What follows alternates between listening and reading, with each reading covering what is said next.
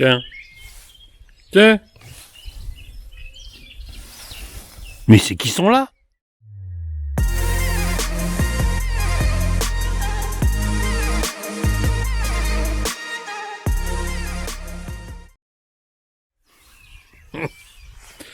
Ah, je prends le soleil là. Quel bonheur. Quel bonheur. Après un hiver pourri. Enfin pourri, il n'y a pas fait très froid quand même. Hein. Le soleil qui revient. Bon allez. Bon, salut à tous. J'espère que vous allez bien. Bienvenue dans ce nouvel épisode. Hein. Et bien dans ce nouvel épisode, je rattaque donc les travaux du car. Hein. Ça fait un petit moment. Voilà, donc là dans cet épisode-là, en fait, je vais attaquer parce que j'ai commencé à... Julien, dis pas n'importe quoi. Je vais attaquer la soute complètement à l'arrière. Donc là on est au niveau du car, hein. Vous voyez, ça c'est l'avant là-bas. Donc je sais, c'est le bordel. Donc là je vais attaquer cette soute là, la soute à l'arrière. Donc là je suis en train de rajouter un plancher. Cette soute, c'est la soute qui va accueillir tout ce qui concerne l'eau. Hein. Donc il va y avoir les cuves d'eau sale, le chauffe-eau et le surpresseur. Alors ça c'est un surpresseur de jardin, hein. Il y en a qui doivent connaître, Gardena. Alors je vous expliquerai pourquoi j'ai choisi ce compresseur là, que j'ai conseillé même à plusieurs personnes. Je vous expliquerai pourquoi, mais on y viendra au moment de l'installation. Et donc dans cette soute à l'arrière, donc il va y avoir tout ça, ainsi que la cuve d'eau propre. Donc comme il va y avoir pas mal de poids, je suis en train de bien renforcer le plancher. Donc j'ai pris des planches, hein, des chutes qui me restaient de contreplaqué marin, fibré, que je suis en train de rajouter au fond. Voilà, parce que ça va peser, ça va peser. Voilà, bon allez, c'est parti.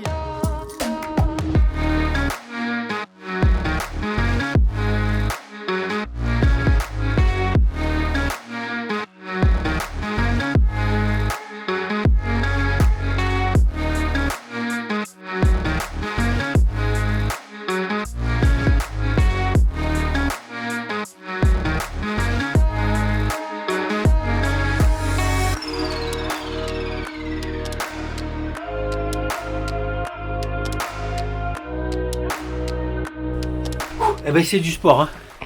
Ouh, putain. Tout comme d'hab, hein. Merde, il est où le truc? Hop. Toujours tout seul, c'est du sport. Bon, a priori, là, le chauffe-eau, c'est bon, j'ai réussi à passer les axes, les tiges filetées. Maintenant, je vais aller les fixer derrière. Bon, là, j'ai fait du solide, hein. Ça bougera pas. Comme je disais, j'ai pris des planches de contreplaqué marin fibré en 20 mm que j'ai doublé, je les ai collés ensemble et vissés. On a 40 mm de contreplaqué marin fibré. J'ai mis donc des tiges filetées de part en part avec des grosses rondelles, des écrous. Et en plus de ça, il y aura une sangle. Une sangle qui vient se fixer contre le châssis sur le côté et autour de la planche, quoi. Donc ça bougera pas, quoi. Ça déjà... Ça bougera pas. Fixé au sol avec un demi-chevron vissé de par-dessus et par-dessous. Enfin, ça bouge pas, quoi. Ça ne bougera pas. Donc voilà, c'est cool. Allez, je vais chercher les clés pour serrer ça. C'est du combien ça?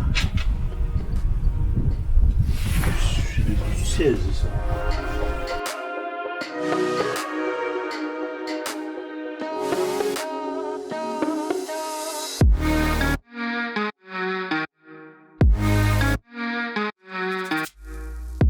J'ai assez pour passer les raccords dessous là, parce que ça aussi, je me suis dit putain, parce qu'il faut savoir que c'est un chauffe-eau donc c'est un chauffe-eau, c'est ça un ballon, un chauffe-eau de 80 litres. Donc il y a de la quantité.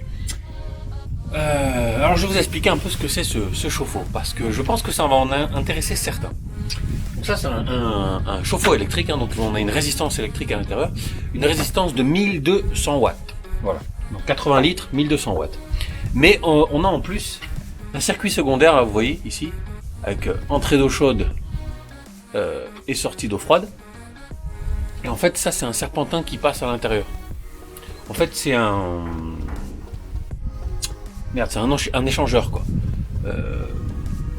C'est un échangeur crois que c'est un autre nom. Je me souviens plus. Bref, c'est un tuyau un serpentin en cuivre qui est à l'intérieur. Et vous faites rentrer de l'eau chaude par là, qui ressort par là. Et en fait, l'eau chaude, en passant dans le serpentin, elle réchauffe l'eau qui est à l'intérieur. Voilà. Donc en fait, c'est le principe de ces chauffe-eau, c'est qu'il y a possibilité de le chauffer par deux sources différentes, soit par la résistance électrique, soit par le serpentin qui passe à l'intérieur en faisant passer un fluide caloporteur par exemple, ou même de l'eau chaude, et pour que ça chauffe le ballon d'eau. Voilà. Les chauffe-eau comme ça en général ça vaut super cher. Voilà, ça vaut super cher parce que souvent on trouve ça dans les magasins qui vendent du matos pour les bateaux. Vous voyez, et il y en a des petits là, en général les 40 litres. 40 litres ça vaut 500 € quoi. Hein. 40 litres d'eau chaude. Vous imaginez un 80 litres combien ça vaut? Bon je vais vous donner le tuyau. Ça c'est une marque russe. Enfin en tout cas c'est fabriqué en Russie il me semble. Ça s'appelle Thermex. Et celui-là, c'est le modèle... attendez, bougez pas, je vais vous dire, je me souviens plus. C'est le...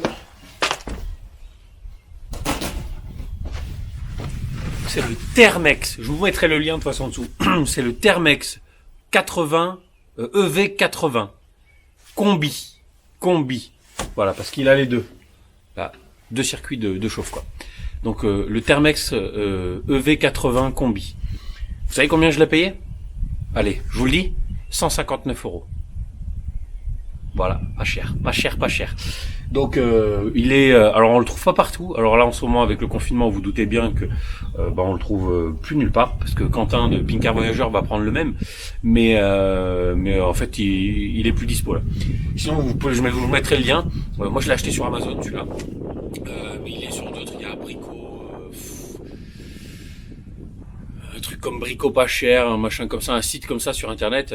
Il y avait c'est Leroy Merlin aussi qui les vendait à un moment donné, mais je crois qu'ils l'ont plus. Ils en ont plus maintenant. Sur Mano Mano, on le trouvait. Alors Mano Mano, il était un peu plus cher, il était à 210 €. Enfin voilà, vous voyez, c'est entre 150 et 220 €. Vous trouvez ce modèle Thermex Combi 80 EV. Voilà, donc il y a deux solutions. Ça, c'est le thermomètre, hein, c'est pour avoir la température de l'eau. Vous avez donc entrée et sortie pour le circuit secondaire. Alors vous pouvez le choisir du côté droit ou du côté gauche. Donc ça c'est pas mal. Et vous avez les sorties après standard dessous, eau chaude, enfin entrée d'eau froide et sortie d'eau chaude avec une. Je ne voulais pas montrer avant, mais une espèce de molette pour régler la température, quoi, comme un chauffe-eau, comme un ballon normal, quoi. Voilà. Vous savez tout. C'est super.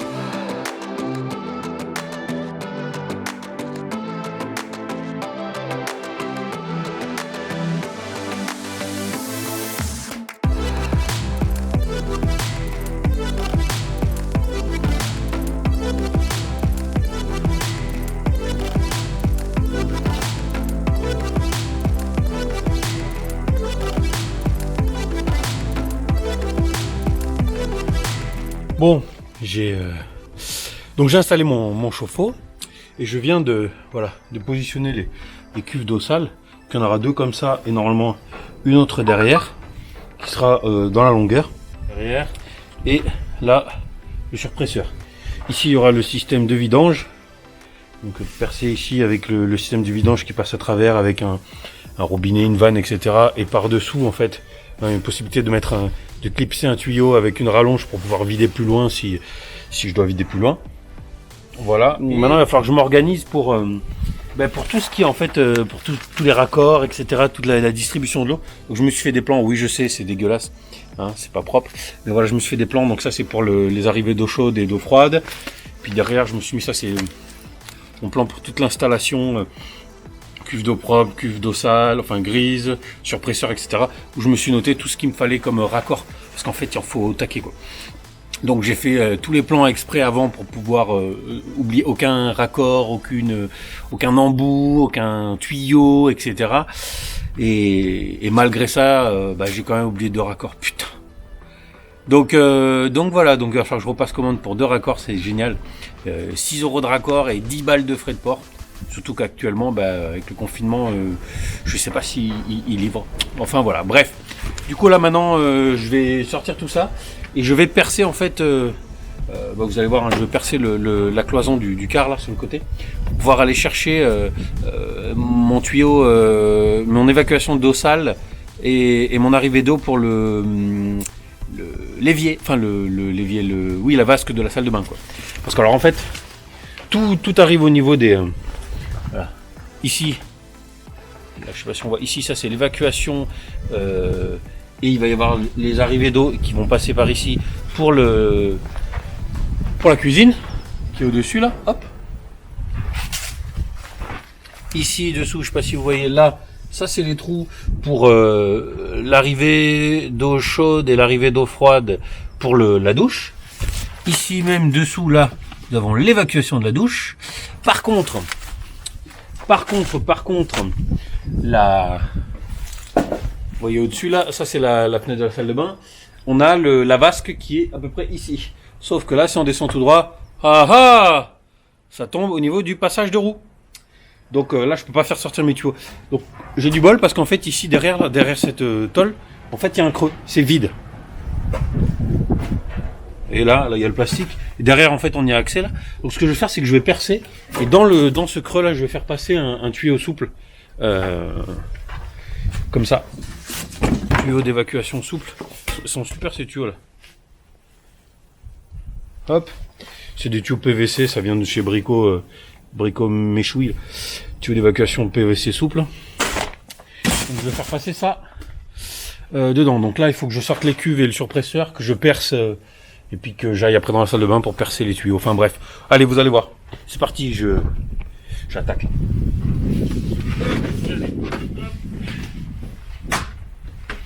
Ah tiens. Vite fait, avant de sortir le surpresseur, je voulais vous parler de ce petit surpresseur là. Pourquoi j'ai pris celui-là? Je l'ai conseillé, il y a Quentin de Pinker Voyageur qui a pris le même aussi. Je l'ai conseillé parce que ça c'est je me servais de ce même surpresseur pour pas compresseur d'ailleurs, j'ai dit compresseur précédemment dans la vidéo. Ce surpresseur il est super. C'est un suppresseur de jardin. Pourquoi il est super? Parce qu'en fait il est tout en un. C'est-à-dire que il y a la cuve, hein, ok, il y a le surpresseur, il y a et surtout il y a une sécurité dessus, cuve vide. Parce que moi il y a quelques années pour arroser le jardin, j'avais une cuve d'eau de récupération d'eau de pluie, elle était vide, j'ai pas fait gaffe, la pompe s'est lancée automatiquement et elle a grillé puisqu'elle a tourné dans le vide. Voilà. Donc là le gros avantage c'est qu'il y a une sécurité cuve vide. Il y a aussi un gros avantage, c'est que là, avec le bouton sur le côté ici, on peut modifier la pression. C'est-à-dire que ça va de 2,3 bars, il me semble, à 3,8 bars. Donc c'est pas mal, on peut choisir la pression dans ces tuyaux. Et ça, c'est cool, je trouve. Autre chose, aussi au niveau des sorties d'eau. Au niveau des sorties, donc là, vous avez l'entrée d'eau avec un filtre intégré. Ah oui, il y a le filtre aussi intégré. Parce que souvent, il n'y a pas de filtre intégré dans les surpresseurs, du coup ils font rajouter un, et en fait ça coûte du pognon tout ça. Et aussi gros avantage, c'est que vous avez 3, oh putain, si je le fais tomber, il y a, oh merde, allez reviens là, salope. Il y a 3 sorties d'eau, ouais, 1, 2 et 3. Donc ça, le gros avantage, c'est que moi je vais avoir une sortie d'eau qui va partir pour le circuit d'eau du car, et je vais mettre une deuxième sortie d'eau qui ira dans la soute, qui ira sur un dérouleur un tuyau d'arrosage, sur un dérouleur de jardin, vous voyez. Comme ça, j'aurai 20 mètres de tuyau d'arrosage dans un enrouleur. Enfin bref, voilà, on en parlera plus tard, quoi. Et alors ce petit surpresseur, désolé pour le vent, Gardena, il vaut 200 balles, 200 €. Alors vous allez me dire c'est cher. Ouais, mais en prenant un surpresseur pas cher, à 90 €, 95 € qu'on trouve sur le net, les premiers prix, plus le filtre, plus par exemple des raccords, parce que souvent il n'y a qu'une sortie, donc un raccord pour avoir plusieurs sorties, plus un groupe de sécurité pour pouvoir éviter d'avoir la cuve vide, et au final tout ça vous en avez pour 200 balles. Je sais pas ce que c'est, ce que j'avais prévu de faire au départ. Le vent. Et j'avais prévu de faire ça, et en fait je me suis rendu compte que ça me coûtait aussi cher que d'en prendre un tout compris comme ça. Et puis Gardena, alors ils ont plus besoin de faire leurs preuves au niveau qualité, quoi. Donc voilà, donc je vous mettrai le lien dans la description.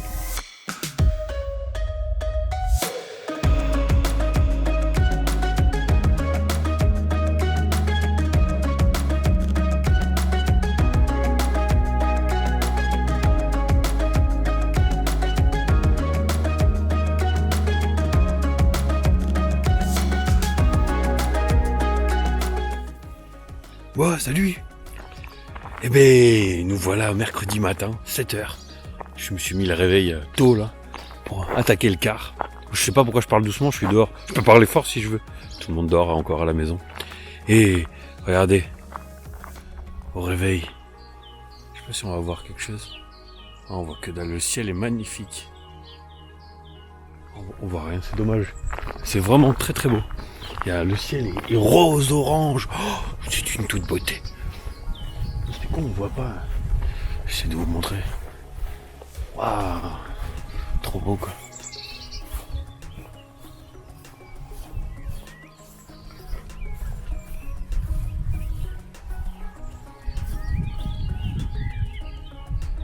J'aime la campagne. Ah là là. Franchement, ça c'est un bonheur. Pas de voisins qui te cassent les...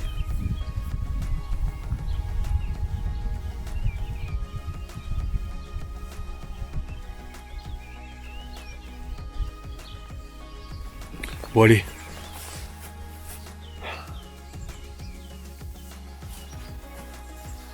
C'est beau. Bah allez, maintenant il faut aller bosser. Tiens, j'ai un copain qui m'a dit... parce que là je suis en train de faire la plomberie. J'ai un copain qui... parce que je me fais chier avec le... vous savez comment ça s'appelle là, les petites bandes blanches là pour faire les joints. Oh, je me souviens plus. Bref. Et c'est super chiant à mettre. Le téflon, les bandes de téflon, voilà. Et du coup j'ai demandé à un pote et je lui ai dit mais t'as pas un truc... parce qu'il fait de la plomberie lui. Je lui ai dit t'as pas un truc pour pouvoir faire les joints. Il m'a dit si, utilise du G-Batou. G-Batou 2. Merde, il est où le truc là, voilà. Alors apparemment, donc, normalement ça s'utilise avec de la filasse, mais c'est pour les hautes fortes pressions que ça s'utilise avec de la filasse. Même sur la boîte ils disent qu'on peut l'utiliser sans filasse, donc c'est juste de la pâte. Si c'est des pressions qui sont inférieures à 4 bars, et en fait dans l'utilisation, en fait on peut l'utiliser jusqu'à pour une pression jusqu'à 8 bars. Voilà, sans filasse. Donc c'est pas mal, il suffit juste de mettre un peu de cette pâte à joint sur sur le raccord mâle, et puis de visser. Voilà. Donc ça va être beaucoup plus simple parce que les bandes de téflon, c'est tellement la merde. Voilà. Allez, je vous pose. Du coup, il faut que je branche tout.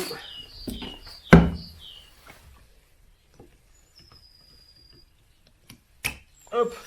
Voilà, bon, de toute façon, on se retrouve pour les travaux. Allez, à tout de suite. Bon, j'ai oublié d'allumer la caméra. Et là, du coup, je suis en train de fixer donc sur la cuve de salle les raccords, en fait. Voilà, les raccords qu'il va y avoir. Alors ça, c'est pour l'entrée d'eau de la douche, pour l'évacuation de la douche. Et il va y en avoir 2, du coup. Et ça sera pour... merde. Ah oui, pour la vasque de la salle de bain et l'évier de la cuisine, voilà, qui se rejoignent ensemble, qui vont arriver là. Et là, je vais percer maintenant ici, ça sera le petit trop-plein en diamètre 25. Donc là, c'est les entrées, c'est du 40, 40 mm. Et là, le tuyau de trop-plein qui partira d'ici avec un tuyau et qui ira directement, qui traversera le plancher dans le car pour évacuer quand il y a le trop-plein, quoi, tout simplement, voilà.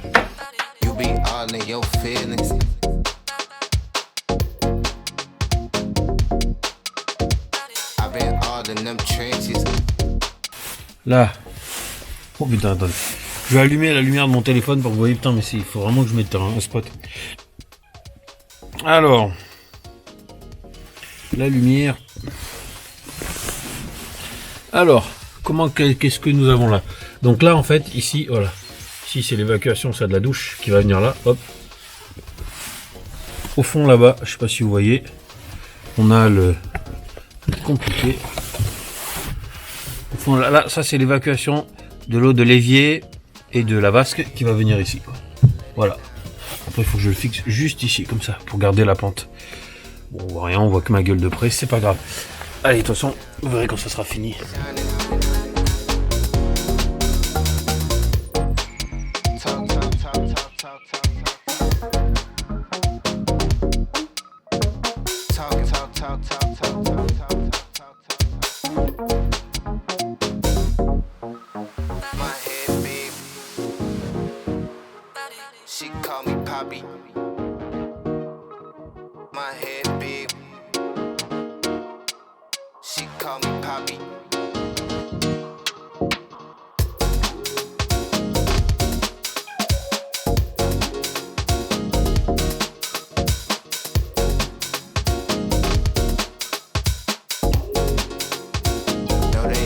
watch me flex it. Bon, encore une nouvelle journée qui commence. Bon. Comme vous savez, hein, j'ai préparé les cuves d'eau, etc. J'étais en train de tirer donc toutes les arrivées d'eau en multicouche. Et en fait, voilà. Là, j'étais en train de voir comment j'allais faire pour raccorder sur les nourrices d'eau chaude, enfin d'eau froide et d'eau chaude, etc. Mais en multicouche, ça va être mission impossible. Si vous voulez, pour parcourir des grandes distances en multicouche, c'est impeccable. Le multicouche, ça se plie, etc. C'est bien. Sauf que arriver aux nourrices, ça fait faire trop de virages, trop. Enfin, vous voyez, un quart, c'est surtout dans les soutes, il y a pas beaucoup de place, quoi. Et le problème, c'est que le multicouche, il est pas flexible dans tous les sens. Du coup, j'ai essayé hier. Bon, j'ai pas filmé, mais c'était une vraie galère. Du coup, j'ai décidé d'emmener, donc de faire le plus gros en multicouche et arriver au niveau de la soute. J'ai commandé hier des raccords et des comment ça s'appelle, des flexibles en inox. Voilà. Donc j'ai commandé des flexibles en inox. Donc en fait, tous les raccords qu'il va y avoir aux nourrices, sur le chauffe-eau, dessous, qui viennent, voilà, sur les raccords qu'il y a sur la pompe ou sur le réservoir, ça sera des, non, on me voit pas. Ça sera des nourrices des flexibles en inox. Voilà, donc je les ai commandés. Donc je sais pas combien de temps ça va mettre. Normalement, je devrais recevoir ça dans 4-5 jours, d'après le site. Voilà, donc pour l'instant, l'eau, enfin, du moins le circuit d'eau, c'est stand-by. Donc je me suis dit, qu'est-ce que je vais faire en attendant? Parce que à l'intérieur, je peux plus rien faire parce que avant d'attaquer le reste, il faut que je fixe les meubles de cuisine. Il faut que je finisse en fait la plomberie intérieure et je peux pas finir tant que j'ai pas les flexibles. Hein, vous voyez, je vais mettre tout le système en route, je vais mettre l'eau en pression et à ce moment-là, je verrai s'il y a pas de fuite, etc. Là, je fixe tout, les meubles, salle de bain, cuisine, etc. Et puis je peux attaquer le reste de l'aménagement. Là, du coup, je peux pas. Du coup, je me suis dit, tiens, pourquoi je n'attaquerai pas? Putain, je monte à l'échelle sans regarder. Pourquoi j'attaquerai pas la pose des panneaux solaires? Donc voilà, donc hier je suis allé chercher un panneau solaire dans la grange parce que je les ai tous là-bas. Attends, c'est quoi? C'est déjà la poussière, ça? Fois. Et j'avais des rails en alu. Comme ça, là. Putain, on voit que dalle avec la luminosité. J'ai des rails en alu comme ça que je pense que je vais poser. Et je vais venir fixer mes panneaux solaires dessus, quoi. Voilà. Donc là, il y aura entre cette sortie de secours là et celle-là, donc avec les rails, il y aura 6 panneaux solaires là. Ok. Et au fond derrière, j'en mettrai sûrement 2 plus tard. Parce qu'au début, je voulais vraiment mettre 8 panneaux solaires, sauf que faute de finances, j'en ai commandé que 6. Voilà, donc je verrai plus tard pour en rajouter 2. À l'avant, à côté de la sortie de secours là et là, je vais en rajouter deux petites 100 watts. Je pense qu'ils seront sur un circuit séparé, mais ça on verra plus tard. Voilà, donc ce que je vais faire, c'est que je vais attaquer, la pose des panneaux solaires. Voilà. Bon, allez, c'est parti. Ah oui, d'abord il faut que je nettoie renettoie le toit, et puis que je vais passer un coup de peinture dessus. Voilà, un coup de peinture épaisse. Pas peinture au pistolet, hein, peinture au rouleau. Hein. Je veux pas me prendre la tête. Il y aura les panneaux solaires par dessus. Bon allez, je vous pose et puis c'est parti. Hein.